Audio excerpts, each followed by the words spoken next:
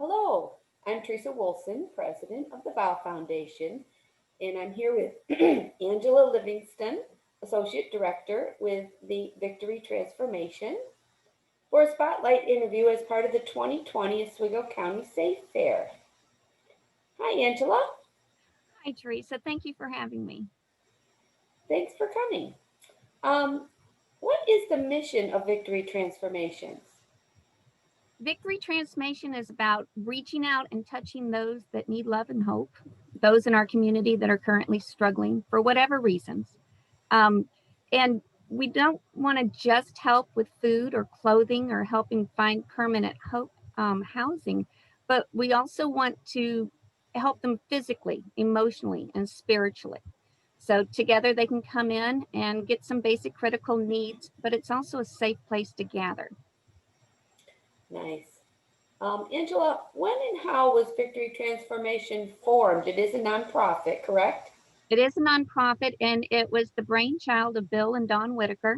Started 2010 in their home, Oh, and it has since grown over the last decade. As a matter of fact, we've just purchased a couple of thousand feet at the Vale Haven, but it started out small and it's just continued to grow because people in the community recognize that there's individuals that need help, but we just needed a larger place to do what we do. I know it makes meets a critical need for so many people. How do you help the people who come to you with such high needs? One at a time and with patience. A lot of the people will come in and they're displaced. They need to find a new home, or they've recently found themselves in circumstances that they're ready to move out on their own, or they've been forced into homelessness. So when they come in, we're able to, perhaps if with DSS's help, put them in a temporary house, but we give them apartment lists. We can help reach other resources. Victor, um, Victory Transformation is 100% donations. Mm, So we don't get a large state grant in order to pay our volunteers, and we are all volunteers. But each of us have also been on the other side of the desk and know what it means to need. mm. But we can just help point them in the right direction, advocate on their behalf, maybe make the phone calls, provide a phone, maybe get some of the resources that are already out there to the individuals. They may not have the internet in order to apply for some of these services. Well, that's why we have computers and internet for them. So that's kind of Great. Oh, that's wonderful. That sounds like a lot of varied amount of help and very individualized because everybody's going to be different, have different needs, right?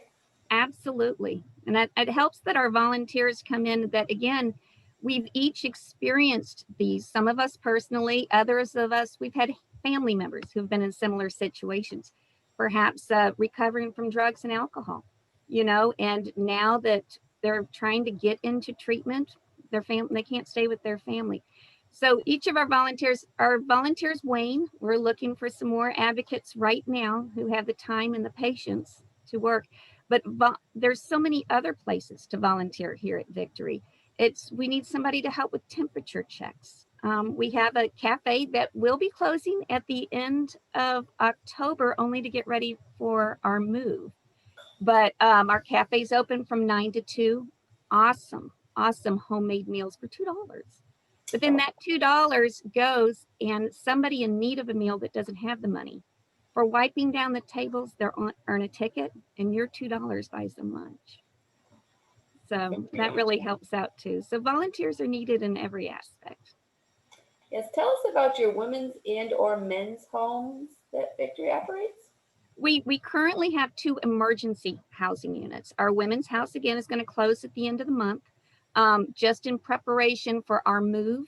And we currently have a men's house that we've purchased that isn't far from Vale Haven, and we're able to get individuals that are referred through DSS into our home, and they can stay there. Typically, it's about 35 days, and they'll work one on one with an advocate. Well, not just an advocate, our whole entire team. And Dawn not only sought this, but she's still the executive director, and she takes a very personal part in all of Victory's operations. So together we can all meet and find this one individual, find out what they need. Maybe it's driver's license, maybe it's, job training, interview training. But while they're in the home for 35 days, we can concentrate and give them individual and concentrated assistance. But we also help the people that are already in the homes. So we certainly were dealing out some toilet paper when there was difficulty finding it during the quarantine area. But we do have those from generous donors, and we had some extremely generous donors that helped a lot with our purchase of Vale Haven. Wonderful, wonderful. Now I know it's getting cold out. Can you tell me about warming shelters and what they are and how we've created one here in Oswego? The warming shelter, someone from the South, this is a new concept to me too, but the warming shelter is not a new idea to New York, but it is for Oswego County. And when it gets below 32 degrees with wind chill factor, DSS makes a concentrated effort in order to place these people in a warm, secure location so they don't freeze to death. It's dangerous. So we were paying, us taxpayers were paying to place these people in hotels. And that got extremely, so as a collaboration with DSS and our executive director, we do have a facility where we can keep them on cots, and it saves the county a lot of money. Our mayor, Billy Barlow, he's also been instrumental in assisting. So we're able to monitor and give these people someplace nice and warm, give them a meal, and keep them safe. But it's also helping make sure that they comply with the no drugs and no alcohol, and our main goal is once we can get them in the door, maybe while they're there, we can help with an application, find them, some other resources, perhaps job training or go back into school so we can learn a little bit more about them. But our main goal is to keep them safe and dry during the freezing parts of the y'all's winter. Meeting a wonderful critical need in the area for sure. Thank you. Tell me a little bit more about the Vale Haven purchase. What are the plans for it? Oh my goodness, it is. Excuse my my service dog is alerting me there's somebody at the door. Vale Haven has been a godsend. It really has. As a matter of fact, Dawn had a vision of Vale Haven years ago, and it just so happened we were able to purchase it now, thanks to so many wonderful donors and monthly contributions that have been coming in. What we do hope to do is that the men's house we currently own, we hope to move the women there eventually.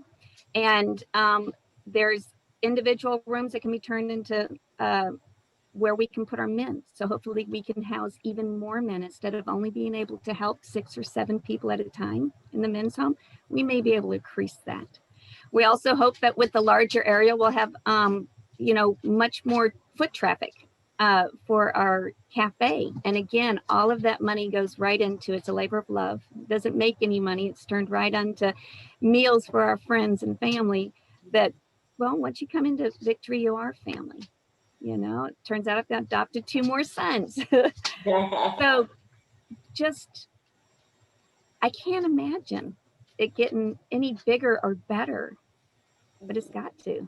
It's going to. We also hope to have some other organizations having offices, even if it's a temporary office in there where they can come and help. Fidelis Care has been awesome. Before the pandemic, they were coming in and setting up a table to bring healthcare to them so that the homeless could come in, because not everybody can make it all the way out to wherever the offices are. So we're hoping to extend that as well, and more classes, cooking classes and whatnot. Oh, nice. Yes. Sounds great. How exciting. And will you keep your current location on West First Street? As far as I understand, while Dawn is our executive director, Victory is run by a board, an elected board.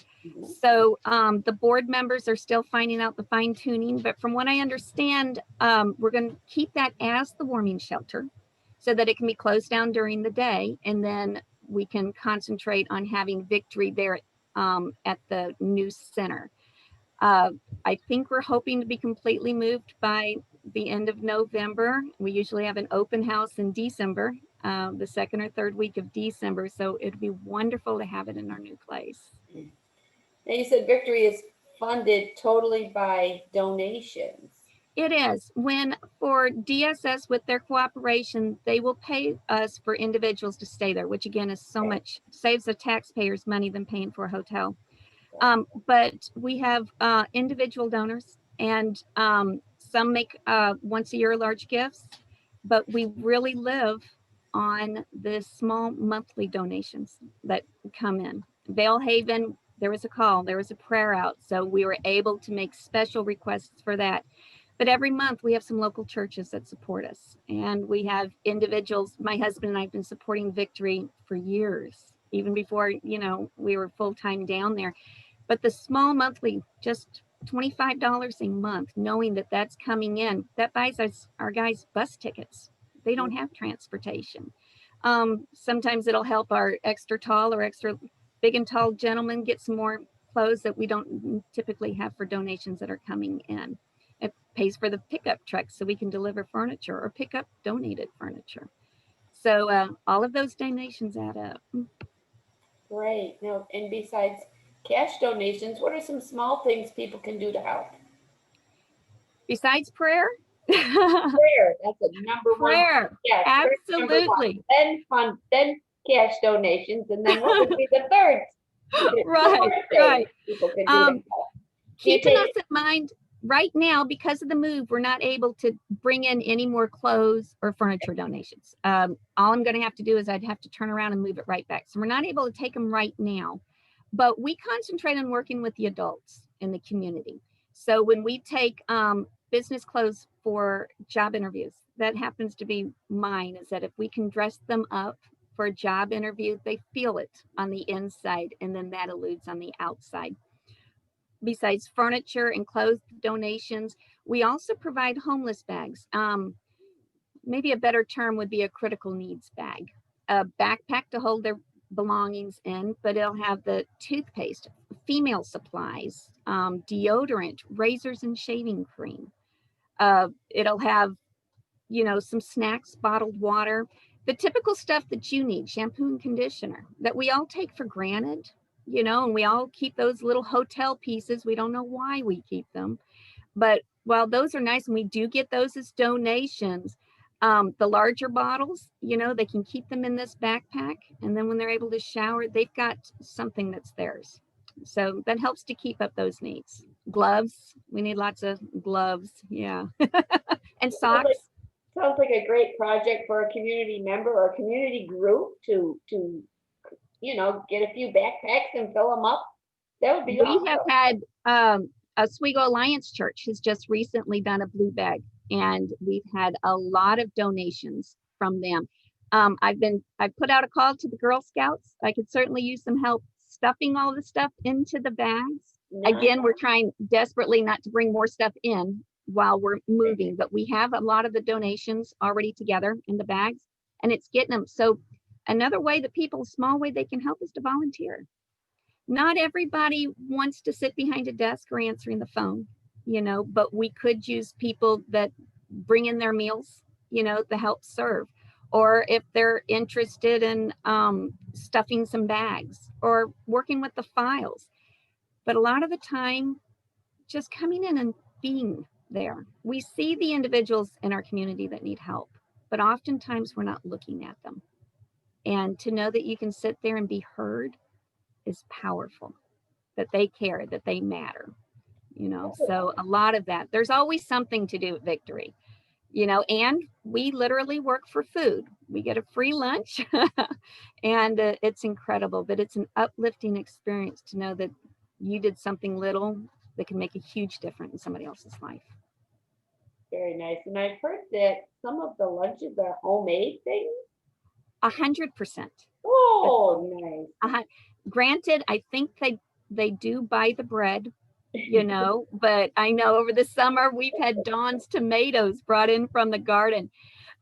We do have on Tuesdays and Thursdays, we have free bakery goods. Thanks to Price Shopper, on Tuesdays and Thursdays, we can go get day-old bread or bakery goods and bring them in, and we have a table for free. And so some people count on that as, their meals. Yeah. So we have that, but they come in and let's just say I've never had a pierogi, and I'm in love with this northern thing. So, but 100% of our meals are homemade. They're made with love too, and often served by the very people who cook them. Our cafe's open from 9 to 2, while the advocacy office, this week we're doing appointments only. And until we move, we're still trying to work out how to get everything organized and moved and still help the community. But typically from about 9 to 5, there's somebody there that can answer questions or help.